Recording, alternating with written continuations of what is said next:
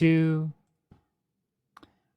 Hello and welcome to this live stream. We're coming here to you live in Mozilla Hubs, and I'm here about to go through this exhibition here. It's basically an architectural exhibition done by Lara Lesmes and Fredrik Hellberg. Maybe you could each introduce yourself and give a bit of more context as to where we're at and what we're about to see here.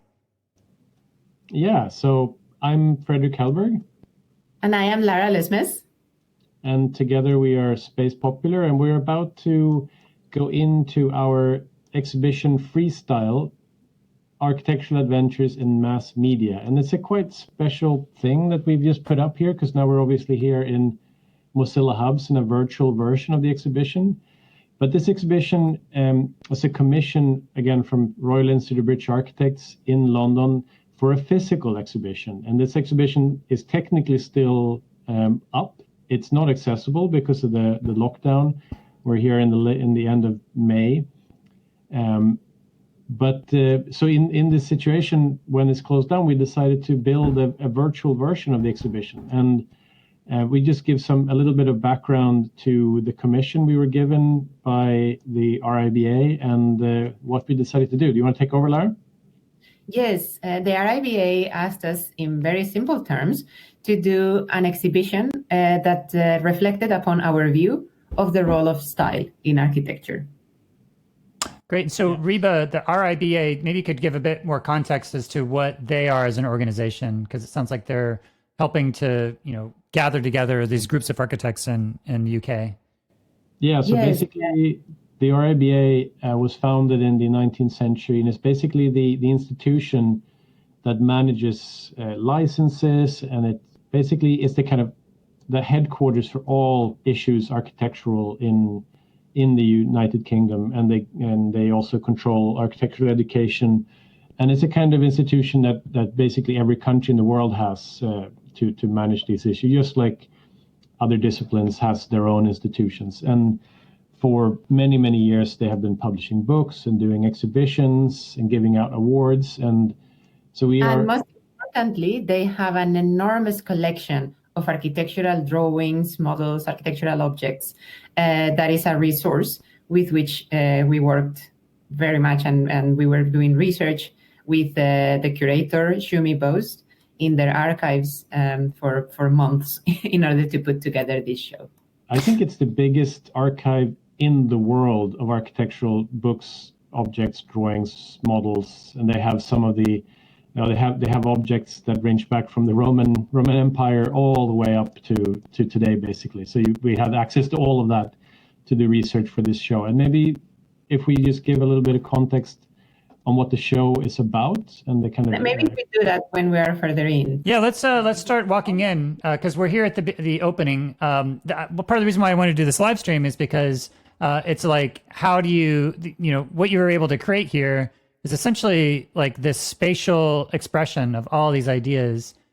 So it's very architectural as well. As I walk through here, then I'm able to basically, I'll just make sure that you're behind me. Up, yeah, there you are. That's good. Just want to make sure you're still with me.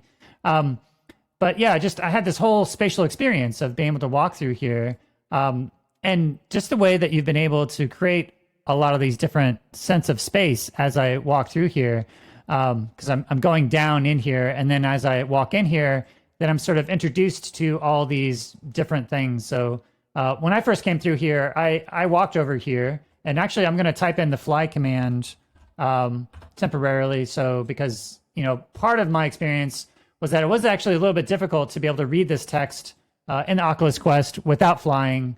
So I think as you fly around, it's a little bit easier to kind of see things. But this, I think, is a really great overview map of what we're about to walk into. Is essentially you have this as the carpet that is going through different aspects of time.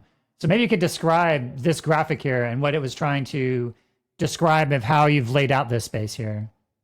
Yes, so basically we took the space of the physical gallery, which is 7 meters by 15 meters, and we wanted to make the whole space into a timeline, into a diagram. So we wanted to take you into a journey across 500 years of architectural history.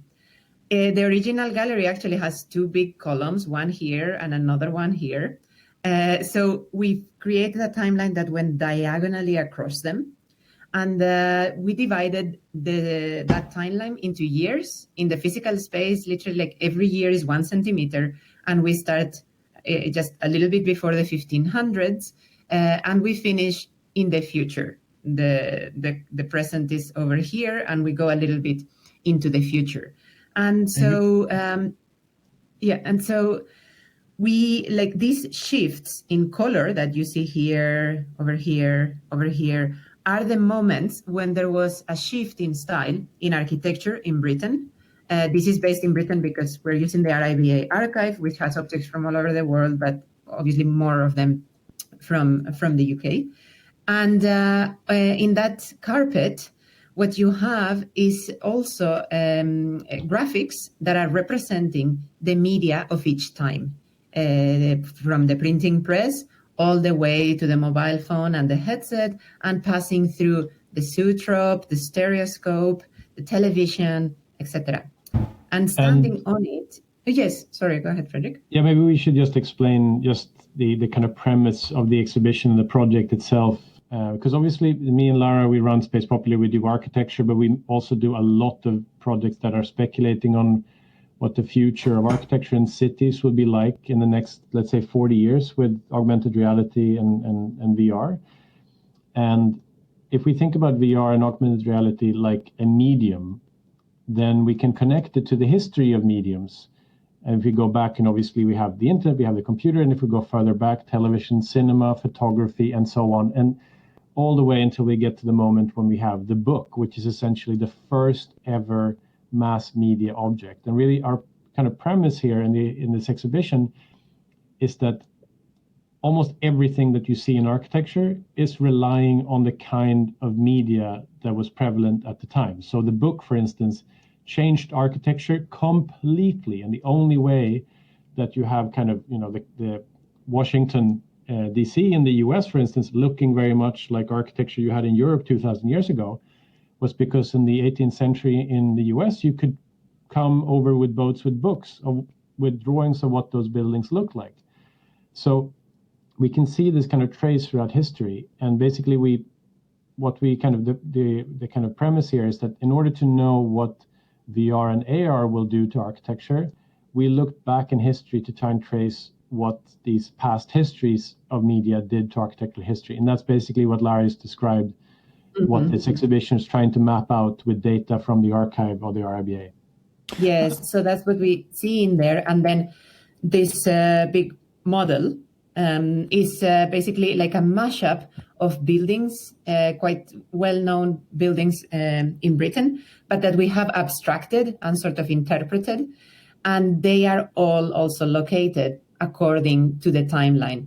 So what happened in the physical exhibition is that we had 4 immersive films, 4 headsets across the show, and they were located in a point of the model, so that when you turn on the headset, everything that was going on within that immersive film matched. It was location-based, and it matched the model. So you could have a sort of a mixed reality experience where you could reach out with your hands and touch the model and see the carpet, but at the same time, a lot of new things were happening and a lot of new information was shown to you.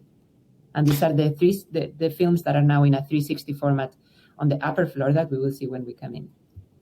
Nice. Yeah. And so, let's go ahead and go in, because I really like this little mashup, like Frankenstein, like combination of all these different styles. And I think I wanted to start here because I think this map, you can see the diagonal lines that gives you this sense, and you can actually see down here, like the printing press during this era. So 1454. And then, so you have like embedded into this art here, the different communication media of that time. But yeah, let's maybe go ahead and walk in there. I'm going to go. Oh, actually, that's interesting. I didn't notice that the first time I was in here, that there's a whole thing there. There's lots of text in here. So this is a good place to be able to come in and be able to actually like explore around. But as you walk in here, then you see, okay, wow, there's, these different areas here where I can see over here the different times that is represented, and then, represented on this carpet here and then this big model here. And interestingly enough, there's those different 360 videos that you have a whole other area that you can walk up and watch those, which you kind of walk in and watch the 360 video. So I thought that was a nice translation. But I love how you're able to have those up there. And actually, when you're flying, if I wanted to, I could fly right into here and be able to do that. But I think you designed this probably with people, intending for them to be able to, walk around. But yeah, I didn't know where you wanted to go ahead. What were you saying? No, it's also fine to fly, but yeah, it's designed it's designed in order to be very inclusive, and it's designed for users that might not have a clue how to move around this space. That's why we have all these instructions at the entrance.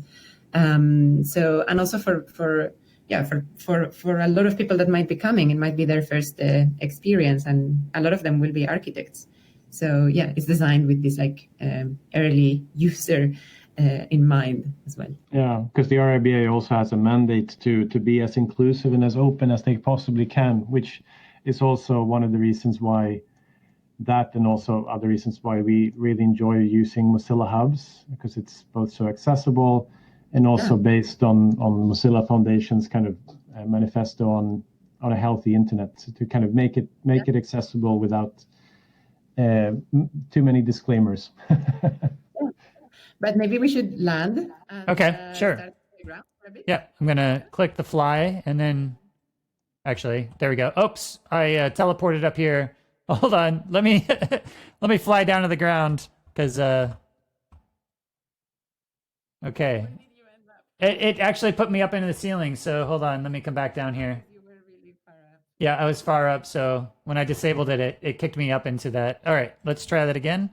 Let's disable that. Come over here. Okay, there we go. Well, I was thinking, yeah, we can be over here and show you how the timeline is used in order to open a series of wings on either side. So we're seeing these wings here, where objects from the RIBA collection are located according to the period in time in which they were distributed through media. So here, for example, on the right, we have a drawing from the 18th century, located at that moment in time. And all of the objects are located along those lines.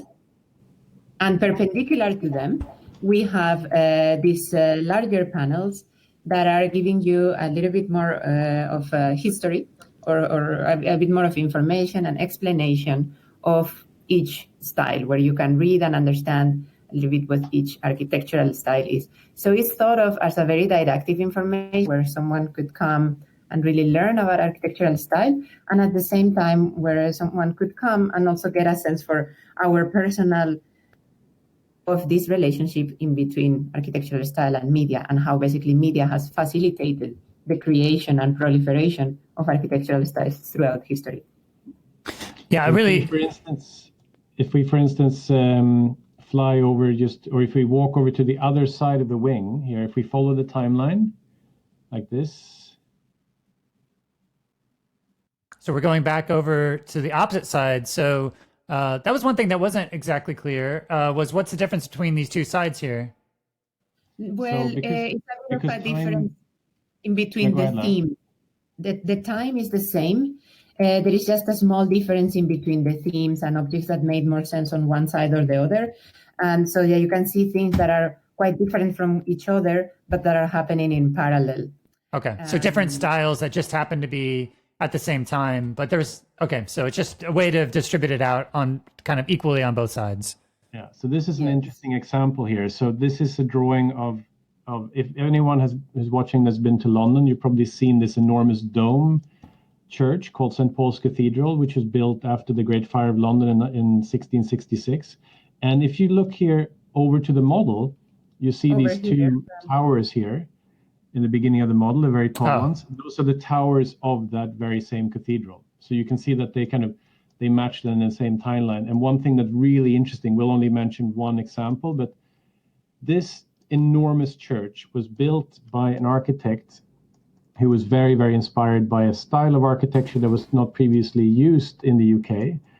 and he only left the UK once. You know, in those days, the only way to get information was to actually see the buildings that you were inspired by. And his entire career relied on the books that got sent to him from Europe. So basically, that little example is basically how we link what happened in this distant past with what's happening now with VR and AR. That basically, for us, the exact same thing is happening. It's just happening so much faster today when we have everything from these kind of spaces like Mozilla Hubs and social VR, and we have Pinterest, you know, Google at large, and all other kind of media sources to basically get information about how to do things like architecture. Yeah, I really like the way that, you know, the space is laid out, that is broken up into time and has all this sort of deeper symbolic representation of using the space to represent this timeline. And I love how I'm able to stand here and look at this cathedral, and then, you know, it's not necessarily immediately clear though that how this drawing right here is connected to what I see in the background. I think that the videos that were there probably helped to elucidate, you know, expand on that a little bit. But that's part of the reason why I wanted to invite you over to this guided tour, just because it was like, it seems so rich with all the symbolism that you have here. And it was, I love the idea of like this guided tour of like, if you were to teach a class in this, then you could design a space that would be specific, and that you could, you know, have your students, or, you know, if this was a museum, be able to actually show people around and be able to really like literally walk through the history and be able to create and reference these pictures that you have here relative to this mashup Frankenstein type of architecture that you've created here in the middle. Exactly. Yeah. And that was also what happened in the physical space for the couple of weeks that it was open. The RIBA has a really wonderful learning programs, and they brought in classes of maybe people that is in high school, like very young, that they have not been exposed to an architectural education. And the experience was that they found it quite didactic and quite easy to go through, especially in combination with the immersive films that are, of course, very attractive, especially to young people. Yeah, and kind of embedded in the title of the show, Freestyle, our argument is sort of that, you know, architectural style has been maybe the most elitistic of all self-expressions throughout history, because it's literally so insanely expensive to build buildings, and it was so difficult to get to do that. And it was, you know, for centuries, it was exclusive to the kind of the nobility or the wealthy, right? And yes. Through this collaboration with these high school students, we taught them how to use Mozilla Hubs and basically build their own worlds. Yeah, we can actually at the end of the space. Yeah. So let's head over there before we go upstairs. If you follow us, Kent. Sure. So I'm walking by this building here, and that building alone, I imagine that you could do a whole hour-long tour of all the different aspects of that style. But and usually the first time when I came through here, I actually went up onto the stairs first and explored around. The thing that I love about this space is that you're able to, as you walk around, kind of just follow the stairs, and it kind of walks you through these different levels where each level here, you have like 3 different levels where you're able to spread out the information, but still be contained within that specific timeline.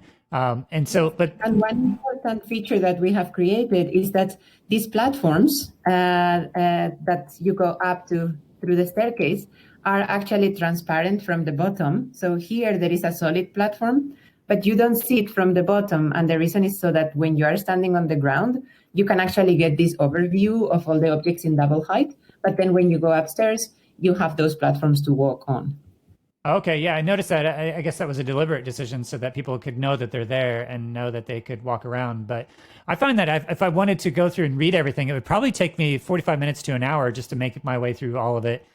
So that's another reason why I wanted to like invite you on to give a bit of a tour to overview. But let's kind of go over to this end part here. You said this is here we're into the future. It sort of rapidly accelerates here because I guess you're making the statement that as the styles have slowly evolved with the proliferation of immersive media, I guess you're in some ways saying that you expect to see an explosion of different styles that are shared.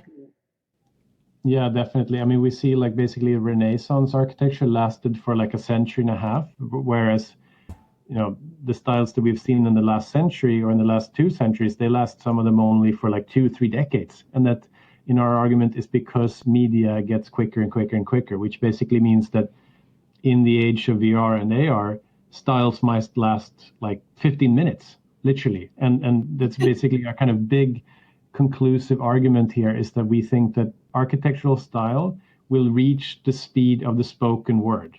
That's what will happen in the next 50 years, we think. That architecture will become a form of expression as detailed and as sophisticated as verbal communication.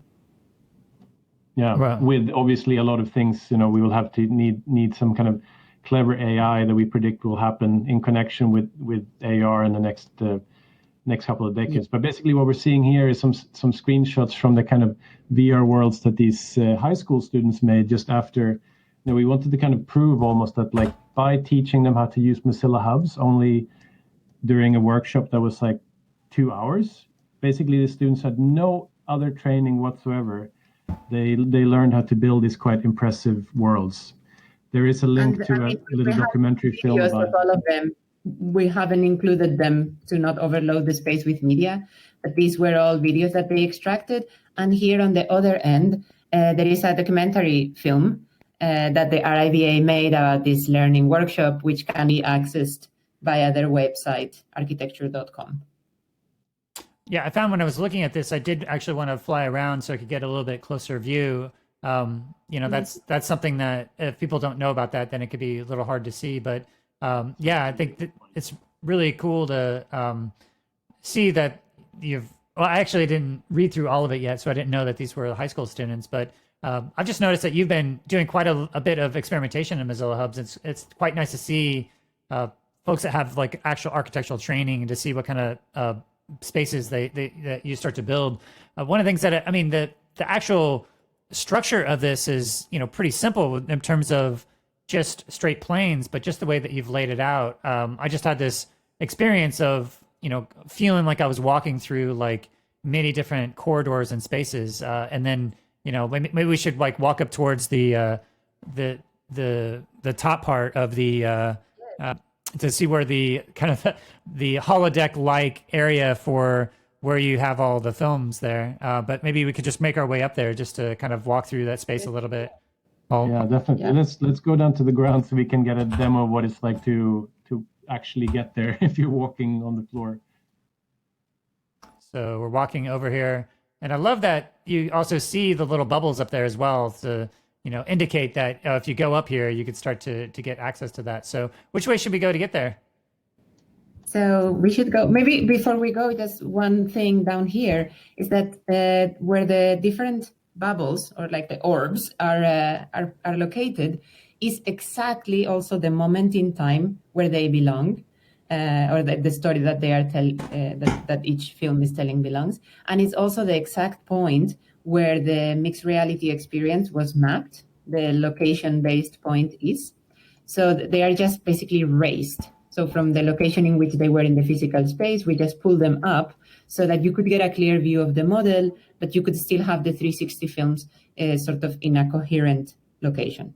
Yeah, and just to mention also that in the physical exhibition, there were 4 Vive Pros where you could experience the films, and they're about 5 or 6 minutes each long. But I think let's go to the main staircase right in the beginning, right, Lara? Okay. Yeah. You want to go through that one? Yeah, sure. Okay. And maybe we can go. You can go through other ones, but that's maybe the nicest entrance. Yeah. Yeah, that's the one that I came in on. Well, actually, I think I took a side. There's like 3 or 4 ways to get there, so I think almost all of them take you there. So as you have a bit of a choice as you first come in, the immersive film upstairs, and so as you go up here, so you're kind of walking through the space. And I actually like also as I'm walking around how I can start to get a higher view, so I'm able to see if I want to go over here and look. There's no way for me to fall off. I can just look and see. But I like these little vista areas of overlooking.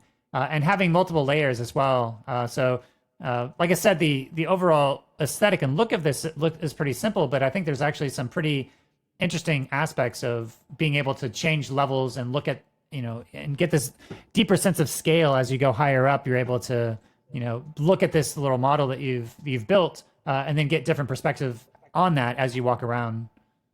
Yes, and also we wanted to keep the look relatively simple, and also we wanted to reference this texture that we have everywhere, which is basically the transparency texture that you get in most programs, where you know the white and gray pattern. We wanted to keep it like that, sort of to signify or symbolize that's emptiness, or the space open for potential, right? So that these walls are not doing anything other than holding information. Okay, yeah, it's like the Photoshop default background before you've drawn anything. Exactly. It's literally a screenshot from Photoshop. Yes. So Is yeah, this the right way, Lara? Yes, we can go this way. Yeah. I mean, all of the staircases end up taking you to the top. We actually And missed. the point of going around we missed the entrance that I thought we were going to, but we'll head over to the other side now. But wait, Fredrik, maybe we can talk for a moment about this collection object here, because it's quite an interesting story. This one over here that I'm pointing at, that church by an architect called Butterfield, he was basically accused of creating architecture for it to look good in media. So he created his buildings with these very high contrast lines that were produced with different types of bricks. And there are some architecture journals of the time where architecture critics criticize him, saying that he designed his buildings in this way in order for it to look good in the printing press, because with the printing press, then you would get this high contrast line. So, and that's something that a lot of architects, like, there is a lot of discussion about, like, are we creating architecture for Pinterest, or are we creating architecture for Instagram? Are we too influenced by media when architecture should serve other things? But we wanted to show how this is something that has happened throughout history, and that is not necessarily something new. And that's something that I think doesn't get discussed enough in the creation of virtual worlds beyond architecture, of how, like, influenced we are by what the medium can do and how much it limits us with when we create stuff. If you go to, like, different social VR platforms, the limitations of what we can do is quite often met by the limitations of the platform, and it's not something new, obviously. So yeah, I know that when I was there with here, we can keep on walking up here, and I'll just share a little anecdote from last year, because you invited me out to the Architectural Association to participate in this the future of the immersive architecture of the internet, or the architecture of the immersive internet, and had a chance to talk to Andrea Katsukaru, who made that very same point, that some of the prizes that get awarded to architecture are more based upon the photo or the render, when the actual embodied experience of it is quite different. And so like this experience is a good example as well, because my embodied experience of being able to walk around here was actually quite interesting, but it wouldn't necessarily translate all that well if I was just to take a 2D screenshot of it. So there's something about, I feel like maybe the virtual architecture may have an opportunity to really focus on your direct phenomenological experience of what it actually feels like to be in these spaces, rather than what a 2D representation of that space may be able to capture and represent. So I'm optimistic that maybe that'll start to shift with VR, and it'll be like you'll just have to go experience it yourself in order to really get a sense of what that space is like. Yeah, definitely. Maybe let's head over to the central space here. If we go through the orbs here. So I love this. Like, it definitely makes it feel like I'm in like the holodeck here. But I love the experience of just being able to like walk into one of these spaces and have the video that's playing here. But I'll come back out here. So yeah, just really nice. The one thing is that I still see a little bit of the distortion. It's not like being immersed within it. It's like being more like in a 360 dome of it. But I really like the normal, so that I can get a look into it. So it's like I'm peering into the world, but able to actually then walk into it and then watch it. So I think it's a good trade-off for revealing what's in there, but being able to have that within Hubs, be able to actually walk into these different videos that you've produced. Yeah, we were quite distracted by how the orbs look even from the outside, and also the fact that you see people stepping in, and again always having in mind also the newcomers, the people who might not even know what a 360 video is, or like, you know, or even like really, really young kids. I don't know, to be able to reveal what these geometries are doing and how these films are contained was something quite important. But then we also created this really dark room so that the orbs, the spheres, would sort of blend a little bit with the background. So actually this whole room is created with actual images instead of surfaces, so that it will not pick up any light. So let's say it's the blackest black. In that sense. Okay.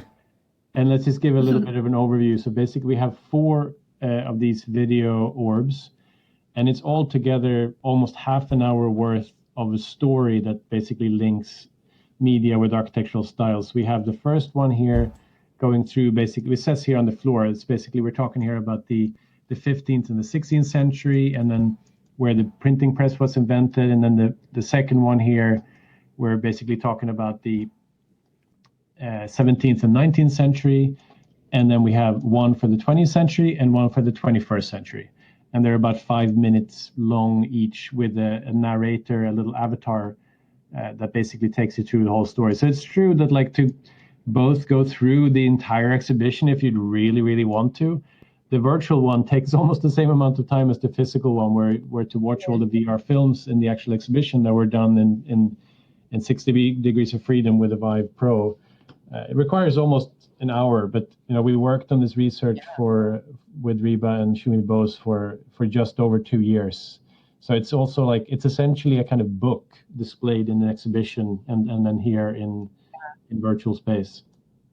Yeah. Another note in terms of the structure of the space is that you see this line down here that is marking the axis below. So we're sort of creating, we just literally extruded the line that you had, the timeline, and it's here also as a reference, so that also you understand that this way is the future, that way is the past. I see. So you're able to look at, I love the argument that you're making here, that, you know, the influence of media over time and how that's influenced architecture, because as I go into this experience and see the work that you're doing there at Space Popular, that it does seem like an intuitive extrapolation that the virtual reality technologies are going to completely revolutionize both the communication and transmission of different styles. And so it's how do you define what a style is? I mean, because it's very intuitive in terms of like how you demarcate the beginning and end of an era, but like it seems like these different components are in relationship to each other, but how do you know what is part of a style that is self-contained into a whole class of styles? Yeah, so we talk about style from the point of view of pattern recognition. Like basically when you start accumulating samples, you suddenly start to understand a notion. By seeing a lot of one thing, you can understand what is the essence of that thing. So it is almost impossible to mark when a style begins and ends. But in hindsight, I mean, when you look back at history, you can literally by studying the buildings that were built and how that changed, you can start seeing how styles fade in and fade out. And they always, absolutely always overlap with one another. There are always periods of overlap. So one of our illustrations that are not on display now, but was in the original gallery, was a representation of styles through clouds, because in that way, we could create overlaps and show that fading in and out of styles. So it was a timeline made with clouds. Yeah. Well, one thing that I want to do before we take off here is I'd love for you to, maybe we could fly through the floor here and take an overview of this model. And if you could just perhaps give some language into how you name or describe this mashup that you created, because I feel like it's a fascinating artifact that you've been able to create here. But I'd love to maybe just get a quick tour of that model to help orient people as they start to come in as well, because that's one thing that it's not immediately clear how to talk about what you've been able to create there, but I think it's very rich, and I'd love to get a little sort of a brief tour of that, if that's okay. Yeah, let's fly down. through an orb and down, I think better. All right, let's pick a good spot. So if we want to see it from the side, sort of, yeah, you pick a good spot, Kent, and then we can be sort of. Okay. Well, where's the beginning? Okay, so I guess the beginning's over here. Yeah. So let's go over here. Okay. So all right. So maybe this is a good spot to kind of like just kind of walk through this because we can see the lines here and then a line to the different eras. So maybe you could just sort of walk me through this this mashup of the building and the different styles that are included here. So basically, if you look here in the very beginning of the model over here, this is when the first buildings in the Renaissance style were built in the UK, which was during the time of the Reformation, which meant that there were not that many churches made. So it was a lot of big stately homes. And basically, it's almost 100 years after the first books of Renaissance architecture was written in Italy. And it just took so much time for these precious objects to be traveling through Europe on horsebacks and on sailboats, and eventually start to spread. And then we start to see very quickly how the Baroque style with this enormous church towers here starts to be created when basically, and we should just say also that these buildings that you see here, they're kind of not exactly the kind of buildings, but they're kind of like a stereotypical idea of the type of buildings that you would see. Like the average. Like an archetype. It's like an archetypal representation, yeah. Yeah. Yes. And then quite quickly, the kind of extravagance of the Baroque style, which was, it's all about, it comes in the word, people use the word Baroque to describe something really extravagant.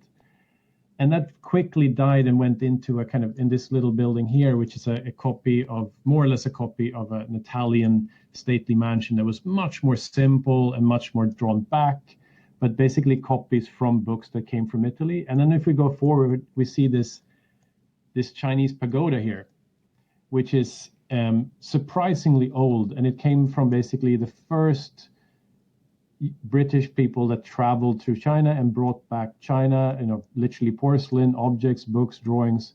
And people were so insanely fascinated by this that they built basically little follies. So this still exists in Kew Gardens in central London, this pagoda here. And it was like people working for the East India Company at the time who maybe got to travel there, make some drawings, and then those books were brought back as these like fascinating curiosities. And then this whole revivalist moment emerged. And then moving on, then we have, this is perhaps the style that's most famous for London. Like if you're in the US or somewhere else, this block here, that's probably the most boring looking one, is in the Georgian style. And if you're familiar with Boston, for instance, there's a lot of buildings in this style. That was a more kind of practical, straightforward style that kind of was born out directly of the context. But then pretty quickly, we see here in 1823, this building gets built. This is a very small part of it. It's from the Indo-Saracenic style. This is the Royal Brighton Pavilion, which is basically a kind of mashup and a kind of romanticization of what people thought the East was like. So it's a kind of inverted dome, and then there's plenty of domes that are the kind of domes you would see in Mughal India, and people were just really fascinated of what was going on in these faraway lands, and people would see in this case drawings and etchings, and then pretty quickly there's a kind of revivalist style building starts to look again like they did in Greece. And this is around the time when Washington DC was built. Washington DC is completely based on a neoclassical ideal of what an ideal architecture was like 2,000 years ago. But then we see when the neoclassical style rejects the idea that classical temples had a lot of colors, but those colors faded, and when they were discovered, those temples, they were all completely white. However, at this time, they discovered that the polychromy of these temples, but the neoclassical style rejected that because they wanted to keep them completely pure, and it had a tremendous impact in the modern movement as well.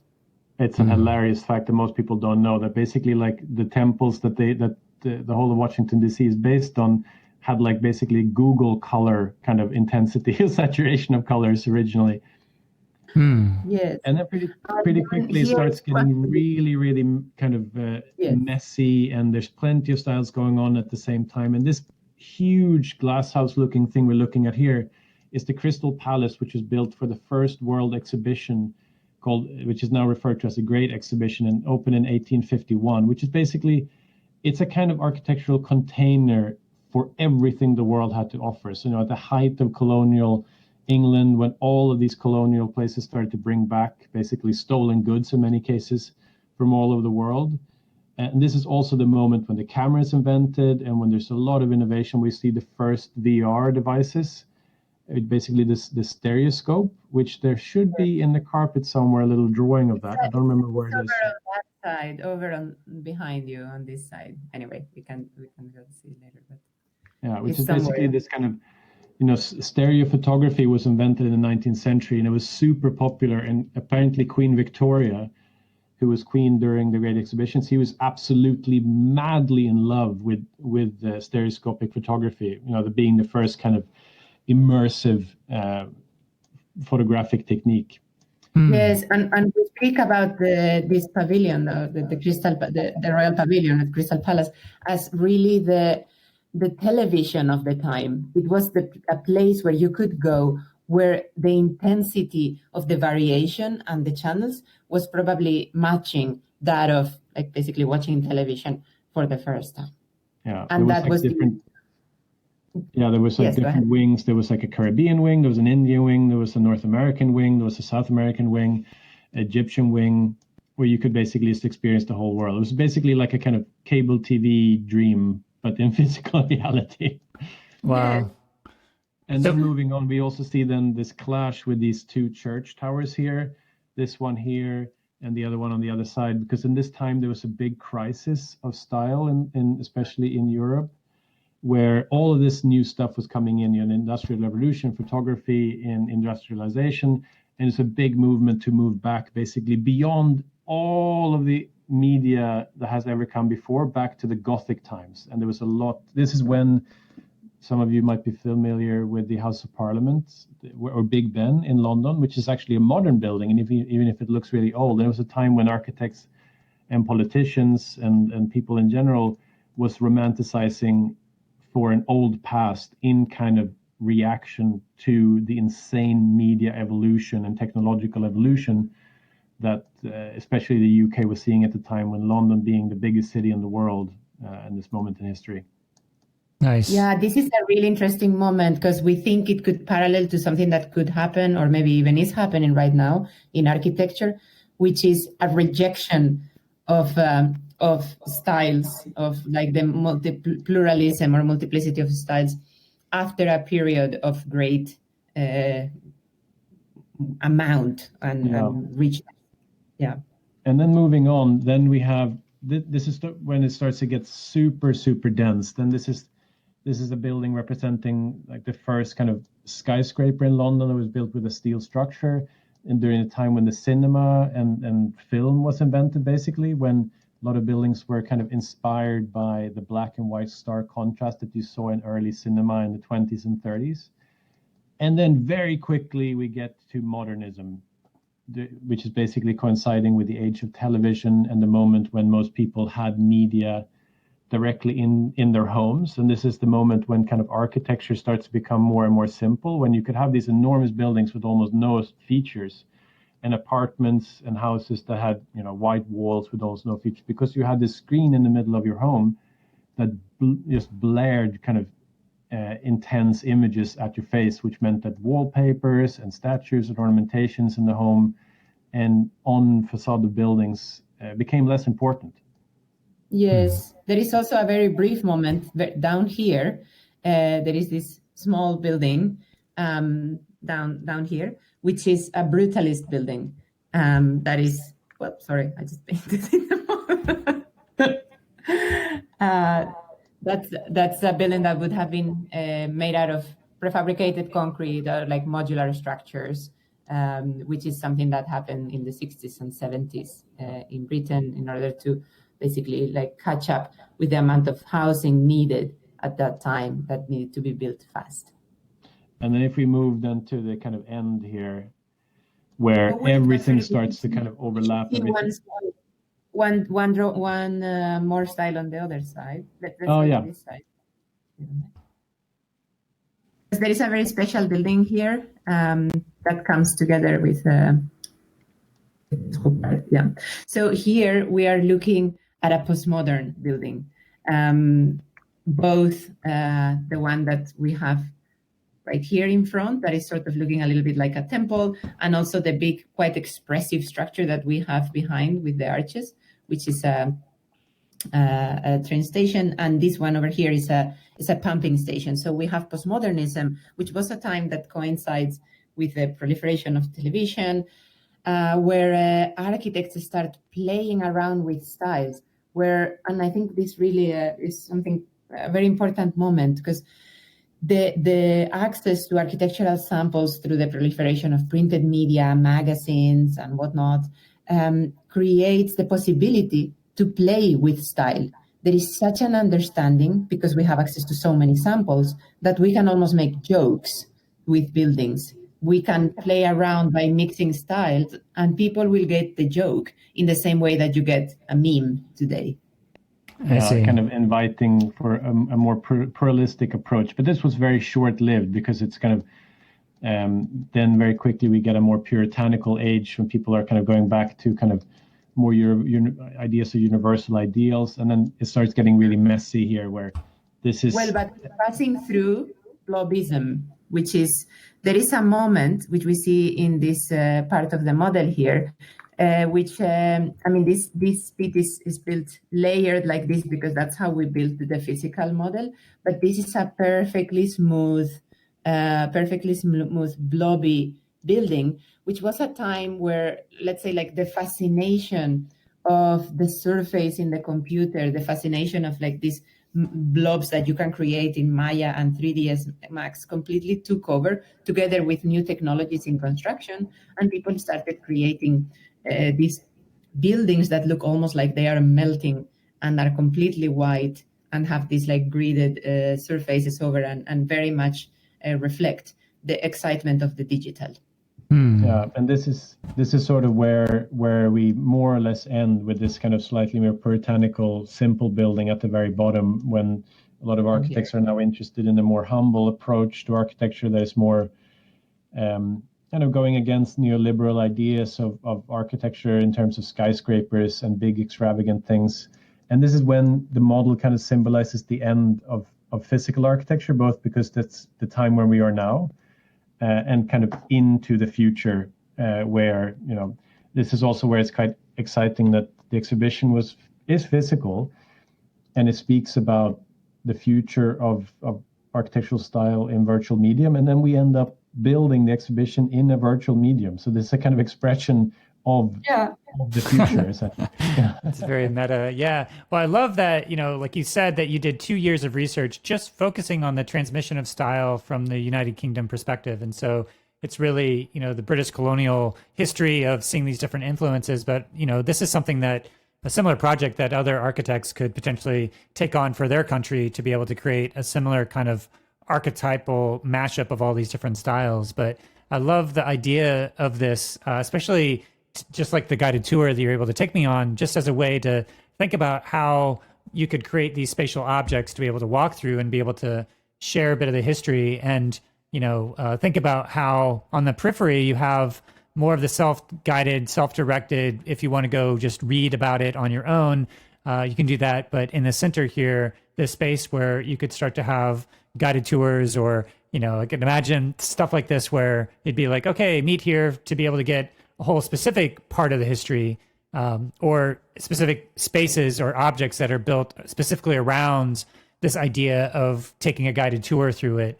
But the docents that are in these museums, these art museums, that same type of model where you're walking through a space and being able to hear the story. And I love just the concept of what you're able to build and to actually embody it here with this little tour that you just took me on.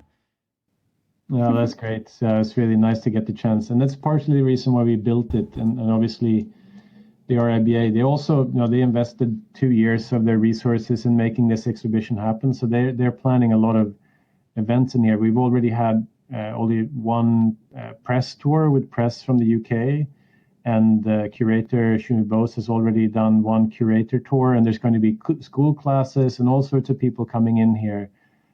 to basically experience the show, hopefully in a similar way to what we've just shown you.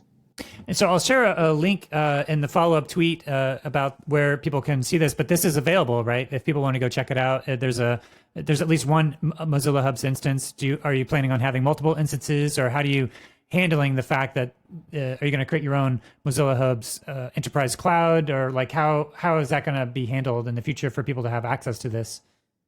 We want to keep a single instance because we think that it is very confusing for people, especially newcomers, this idea that like you go into a space, but that space exists multiple times. So we want people to feel that they come to the gallery and they might bump into somebody if they are there at the same time, and then might bump into somebody they know and not get confused. We are planning other projects where we need to fit more people. And for example, for those projects, what we are doing is that we are creating several spaces that are similar, but that have clearly differentiated features so that you always know where you are. We generally think, I mean, unless you really, really need to do it for technical reasons, we think it's much better that a space only exists once and there you will meet people. If you go there, whoever is there at the same time as you are, you will actually meet them.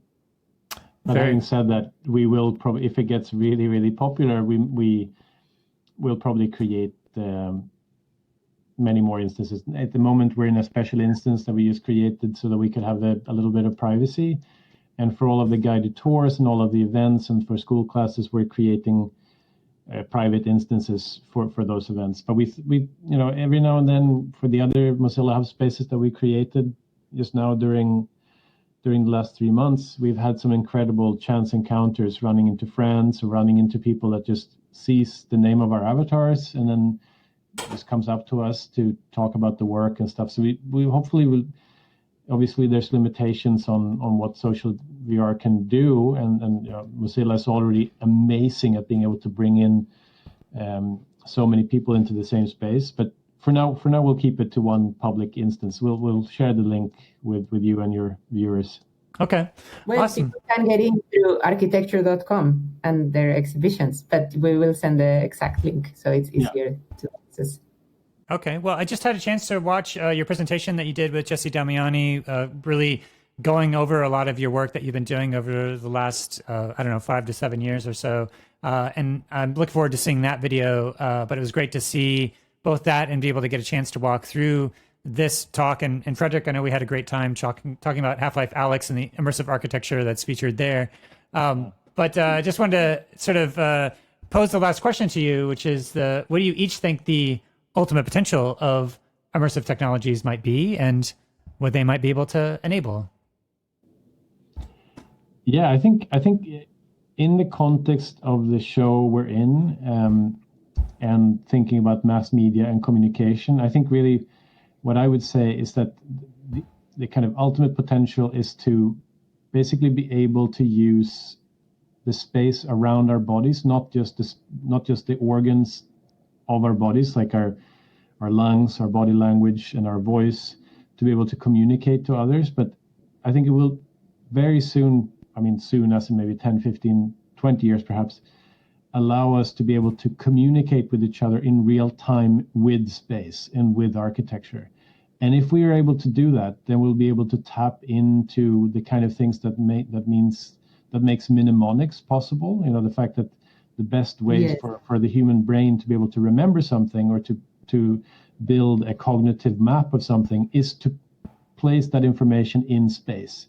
And if we are able to create space simply by either thinking about it or just by talking about it, then we'll be able to, I think, unlock a kind of sector of the human mind that we can't even imagine now. A new form of communication, like how important, I think these virtual worlds are also at the stage at which they are now. They are making us realize how important all our gestures and the formal communication with the way in which we use our bodies, how important that is. And I think in the same way in which we move our bodies or create gestures that sort of give a sense of a certain form, or and those same that formal gestural language is perfectly translated into architectural atmospheres. And with architectural atmospheres, we could create much more nuanced messages and instances. So the potential that this has at the speed at which space and atmosphere can be delivered is that we might be talking through this formal language, not too differently from what emojis, memes, etc. are doing already to communication. So a new way of talking to each other, a new form of true expression is really just around the corner, if not already here. Awesome. And is there anything else that's left unsaid that you'd like to say to the broader immersive community? Anyone who comes in, see if you can find the Rick and Morty's portal gun. It's hidden somewhere in the space. Awesome. And well, thank you so much for taking me on this guided tour. I know that when I walked through it, I could spend another 45 minutes just walking through and, just exploring and reading everything, and I just really appreciate you taking the time to be able to walk through, and I'll be posting the link here. If people want to come check it out, then you can kind of explore on your own as well. So yeah, congratulations on translating this into a virtual space. I don't know if it was in the plans already to do that, but I guess with the conditions of the global pandemic and the lockdown everywhere, it sort of may have been an additional catalyst to really take it online and virtual. But I'm just glad to be able to have an opportunity to be able to see it. And thanks so much for all your work and for taking me on a tour here. Thanks, Ken. Thank you. Really appreciate it. Thanks so much for coming. It's so wonderful. Thank you so much.